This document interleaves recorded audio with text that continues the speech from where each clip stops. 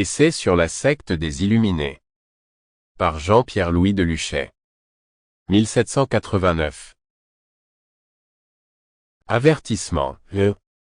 Soit en allemand, soit en français, on a beaucoup écrit depuis quelque temps sur la Prusse et contre la Prusse.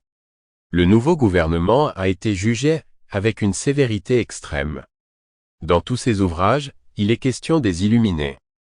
C'est à cette secte ténébreuse qu'on rapporte presque tous les maux qui désolent l'héritage de l'immortel Frédéric. Dans de telles circonstances, il nous a paru convenable d'apaiser la curiosité du public et de donner cet essai que la vérité avouera. Les tableaux sont effrayants, les principes sont pervers, les conséquences sont terribles et c'est pourquoi nous avons écrit.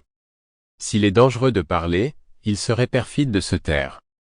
Quoique l'Allemagne soit le foyer de ces erreurs funestes, quoiqu'elle y jouisse d'une haute protection, elles ne sont pas tout à fait étrangères aux autres nations.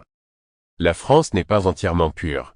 Et si dans la crise qui nous tourmente, les martinistes n'osent ou peut-être ne peuvent se faire entendre, ils reparaîtront avec plus de danger lorsque le calme sera revenu.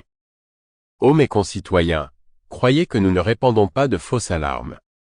Nous avons écrit avec un assez grand courage, et nous sommes loin d'avoir tout dit. Pourquoi? C'est que chez les hommes la vérité nue est la plus violente des satires. L'étonnante scène racontée au chapitre 9e, les incroyables mystères révélés dans les notes, sont de vastes sujets de méditation.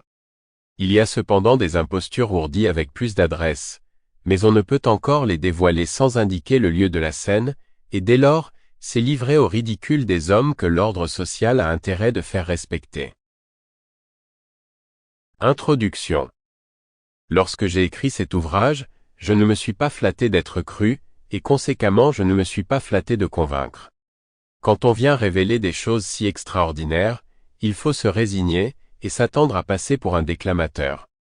Dès qu'un écrivain est déclaré tel, on se dispense d'examiner son ouvrage.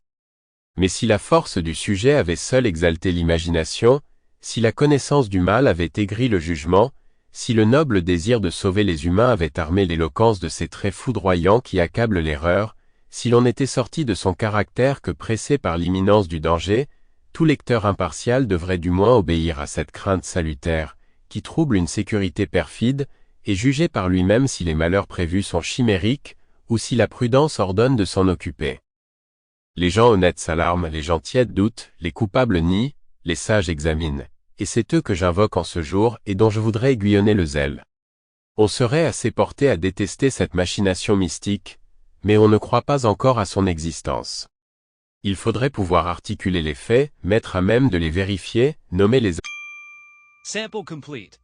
Ready to continue?